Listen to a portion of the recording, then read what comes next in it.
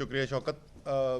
جیسے ابھی آپ کو تفصیل میں بتایا شوکت ترین صاحب نے کہ جو اقدامات کی لیے ہیں اس حکومت نے اس کے معاشی اثرات کیا ہیں، پاکستان کی معاشی اشاریے جو ہیں ان کے اوپر کیا اثرات مرتب ہو رہے ہیں، اور اس قسم کی ہوش ربا چیزیں کہ پاکستان کے عوام کے اوپر صرف پچھلے 36 گھنٹے کے اندر 4,500 ارب یا 45,000 کروڑ روپے کا قرضے کا بوجھ بڑھ گیا ہے جب سے یہ روپے کی قیمت گرنی شروع ہوئی ہے.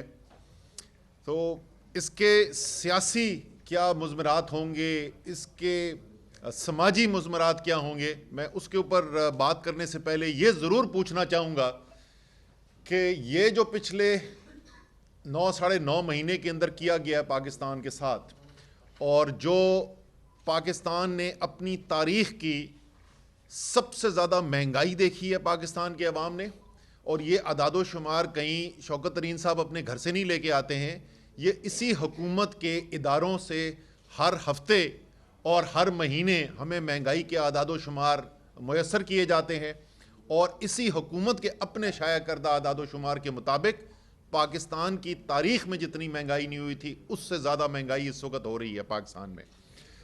اس کے ساتھ انا پرستی کی بنیاد کے اوپر جو فیصلے کیے گئے، اور اس کی نتیجے کے اندر صرف یہ کہ میں بڑھ کے ماروں یہاں پر آ کے، اور میں بولوں کہ جی دیکھو میں آ گیا ہوں اب ریمبو، اور روپیہ جو ہے اب وہ ڈالر جو ہے وہ 200 سے نیچے آ جائے گا.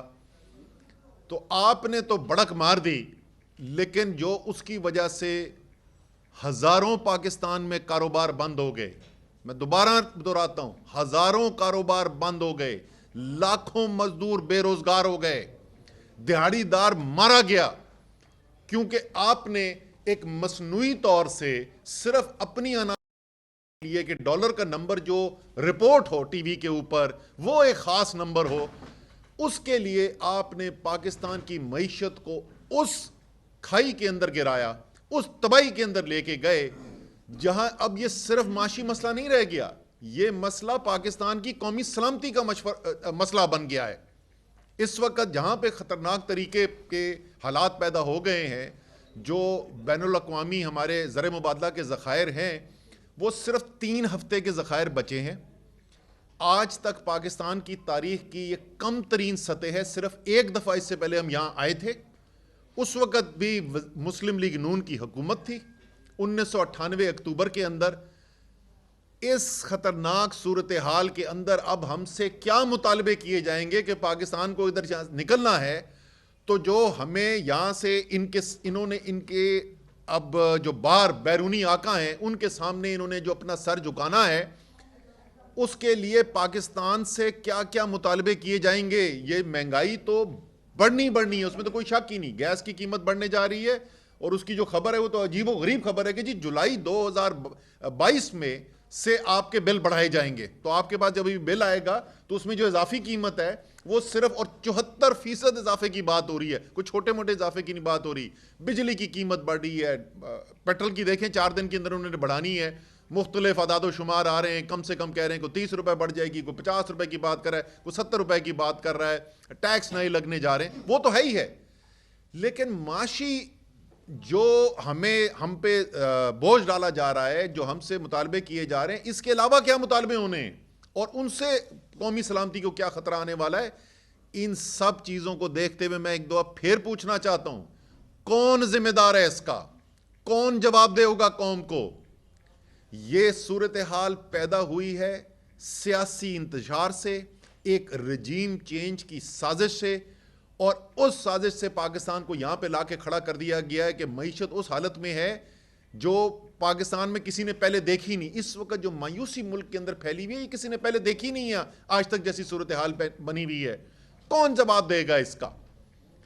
یہ اور سب سے جو بدترین چیز جو مذاق ہے کہ ملک میں بحران اس لیے پیدا ہوا کہ آپ نے ایک جمہوری عمل جو ہے، ایک چلتے ہوئے جمہوری عمل کو ایک رجیم چینج کی سازش کے تحت اس کے اندر بگاڑ پیدا کیا، اس کے اندر ایک غیر منتخب حکومت کو لے کر آئے، 156 سیٹوں والے وزیر اعظم کو گھر بھیجا گیا اور 84 سیٹوں والے کو وزیر اعظم بنایا گیا. اور اس انتشار کا اب ہمیں آج کل کیا کیا اثر آئی ہیں؟ ہمارے سارے صحافی اس وقت کیا بات کرتے ہیں، کچھ آن ایئر مجھ سے بات کرتے ہیں، کوئی ویسے بات کرتے ہیں، او جی کیئر ٹیکر کو اب لمبا کھینچا جائے گا، 90 دن کے اندر تو الیکشن نہیں ہو سکتے. وہ کل انہوں نے ایک زبردست بیان دے دیا، انہوں نے کہا ہاں جی یہ تو لکھا ہوا ہے کہ 90 دن کے اندر آئین میں لکھا ہے کہ الیکشن کرانے، لیکن اگر نہیں ہوں گے 90 دن کے اندر، یہ تو آئین میں کہیں نہیں لکھا ہوا ہے. بھائی جان لکھا ہوا ہے اگر 90 دن کے اندر جان بوجھ کے آپ الیکشن نہیں کراتے ہیں تو آرٹیکل 6 لگتا ہے، غداری کا مقدمہ بنتا ہے، سزائے موت بنتی ہے.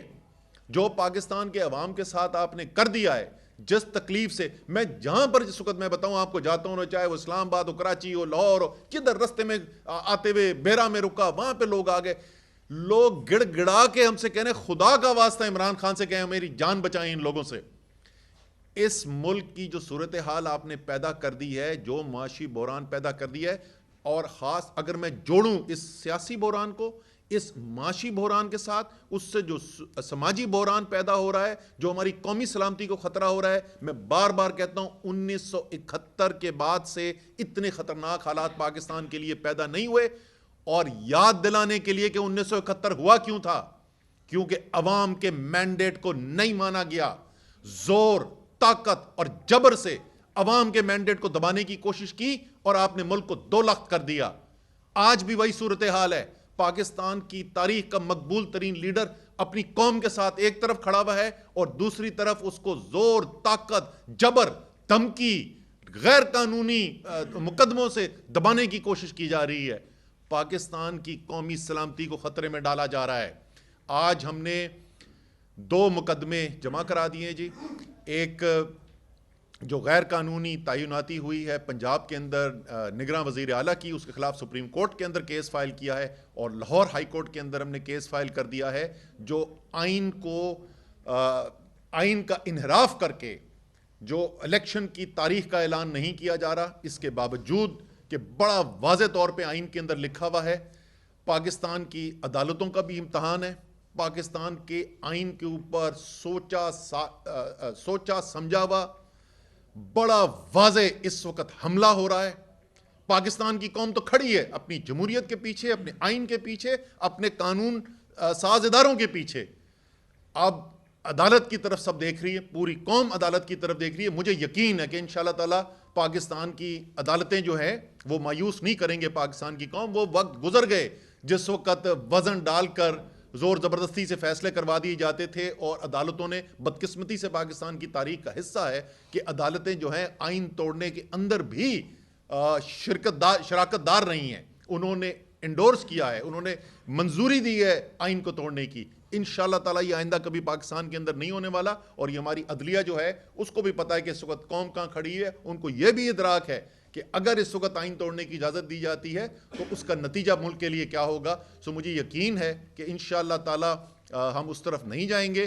اور یہ جو بدترین معاشی بحران پاکستان کے اوپر نازل کیا گیا ہے سیاسی انتشار پیدا کر کے، یہ جو مہنگائی، بے روزگاری اور تمام تر مشکلات پاکستان کے عوام کے لیے، پاکستان کے کاروباری طبقوں کے لیے، یہ ختم ہونا شروع ہوں گی. کیونکہ پاکستان الیکشن کی طرف جائے گا. سب سے پہلے یہ صوبوں کے الیکشن تو ہونے ہی ہونے، اس کی تاریخ انشاءاللہ تعالیٰ ہائی کورٹ سے آرڈر آ جائے گا، اور وہ تاریخ آنے کے بعد انشاءاللہ تعالیٰ ان کے پاس اور کوئی راستہ نہیں بچے گا. ان کو جنرل الیکشن بھی اناؤنس کرنا پڑے گا اور پاکستان ایک نئے مینڈیٹ کی طرف جائے گا. صاحب یہ بتائیے گا کہ جتنی خطرناک صورتحال آپ نے معیشت کی یہاں پر کھینچی ہے، کیا ہمیں یہ خدشہ لاحق ہے پاکستان کو کہ جو بیرونی طاقتیں ہیں یا جو ایجنڈا ہے اس سے ہمارا جو ایٹمی پروگرام ہے اس کو کسی قسم کا کوئی خطرہ لاحق ہے؟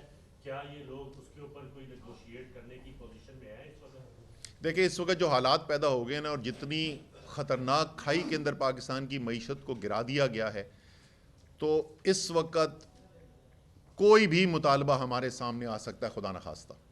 اور آپ کو پتہ ہے کہ شری لنکا کے اندر جب انہوں نے بیل آؤٹ کرنے کے گئے تو کس قسم کے مطالبے شری لنکا کے اندر کیے گئے ہیں، اور اس سے قومی سلامتی کے اوپر کیا خدشات آتے ہیں. ہماری قومی سلامتی کی جو ادارے ہیں وہ بھی یقیناً اس وقت انتہائی تشویش سے دیکھ رہے ہوں گے جو صورتحال ہے. تو جیسے میں نے کہا صورتحال پیدا کر دی گئی ہے، جہاں سے کسی کو لگ ہی نہیں رہا کہ یہ اس کھائی سے نکلیں گے کیسے. خاص طور پہ اگر ہم ایک نئے مینڈیٹ کی طرف نہ گئے تو کوئی بھی مطالبہ جو ہے وہ رد نہیں کیا جا سکتا کہ اس کا امکان ہے.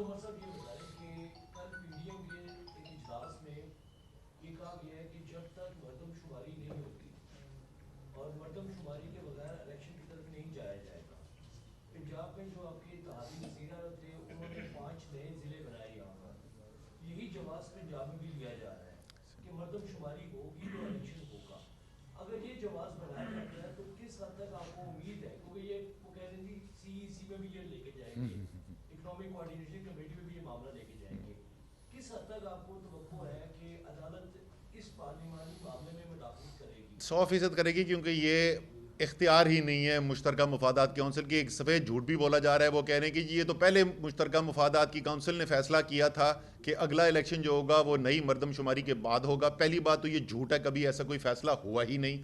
دوسری بات یہ ہے کہ اگر مشترکہ مفادات کی کونسل کل یا آج ایسا فیصلہ کرنے کی کوشش بھی کرے تو وہ یہ فیصلہ نہیں کر سکتی کیونکہ یہ ماورائے آئین فیصلہ ہوگا. آئین بڑا واضح بات کرتا ہے. آئین کہتا ہے کہ جو بھی حتمی منظور شدہ آپ کا مردم شماری ہے اس کی بنیاد کے اوپر حلقہ بندی ہوگی, اور جو بھی الیکشن ہوگا جو اس کے اوپر حلقہ بندی ہوئی اس پہ الیکشن ہونا ہے. جو 2017 کے اندر عبوری منظوری دی گئی تھی وہ ہماری حکومت آنے کے بعد اس کی حتمی منظوری دے دی گئی. اس حتمی منظوری کے بعد اس مردم شماری کے اوپر 2017 کی مردم شماری کے اوپر الیکشن کمیشن آف پاکستان نے نئی حلقہ بندیاں کر دیں. اس نئی حلقہ بندیوں کے اوپر اعتراضات بھی جمع ہو گئے, کیسز ہائی کورٹ کے اندر بھی چلے گئے. یہ تو معاملہ پچھلے اگست ستمبر میں مکمل ہو چکا ہے. تو اس وقت کوئی چیز نہیں ہے جو ایک نئے الیکشن کو روکتی ہے, اور یہ صرف عمران خان کی مقبولیت کا خوف ہے جو ان کو یہ بہانے ڈھونڈنے پر مجبور کر رہا ہے. عمر صاحب, چیئرمین تحریک انصاف عمران خان کے بعد پارٹی کا سب سے اہم عہدہ آپ کے پاس ہے. چودھری پرویز نے کل جو فواد چودھری کے حوالے سے بیان دیا ہے تنزیہ, کیا سمجھتے ہیں وہ بیان ان کا غیر ذمہ دارانہ ہے؟ اور اگر فواد چودھری ایک ماہ پہلے گرفتار ہو جاتے تو پنجاب حکومت بچ جاتی. آپ میٹنگوں میں بیٹھتے رہے ہیں, تو کیا سمجھتے ہیں کہ چودھری پرویز کا ایک بیان دینا چاہیے؟ بالکل غیر مناسب بیان ہے جی. چودھری صاحب کو یہ بیان نہیں دینا چاہیے تھا, اور خاص طور پہ اس موقع کے اوپر جس وقت فواد چودھری کو غیر قانونی طریقے سے صرف اس کے سچ بولنے کے اوپر, اس کی دلیری کے اوپر اس کو اٹھایا گیا ہو, تو یہ بالکل نامناسب تھا. آج اچھی پیش رفت ہوئی ہے, جسمانی ریمانڈ کی جو ایکسٹینشن تھی اس کو مسترد کر دیا گیا ہے. کل انشاءاللہ تعالی فواد چودھری کو بیل مل جائے گی. چودھری صاحب آپ کا انتظار کر رہے ہیں, وی لو یو فواد چودھری. صاحب یہ بتائیے گا, ایک طرف نگران جو سیٹ ہے اس کو لمبا کرنے کا پلان کیا جا رہا ہے, تو دوسری طرف آپ کے لوگوں کو بھی گرفتار کیا جا رہا ہے, فاروق حبیب پہ بھی مقدمہ ہوا, تو آپ پی ٹی آئی کو سروائیو کرنے کے لیے کیا پلان ہے جب تک یہ نگران سیٹ اپ لمبا کیا جا رہا ہے, اور آپ کیسے پی ٹی آئی کیسے سروائیو کرے گی, اس حوالے سے کیا لایا مزہ؟ اچھا, پہلی بات تو یہ ہے کہ پنجاب پولیس کو جو ہے نا اس ایف آئی آر کے اوپر ایک اپنی ہتک عزت کا دعویٰ ضرور دائر کرنا چاہیے.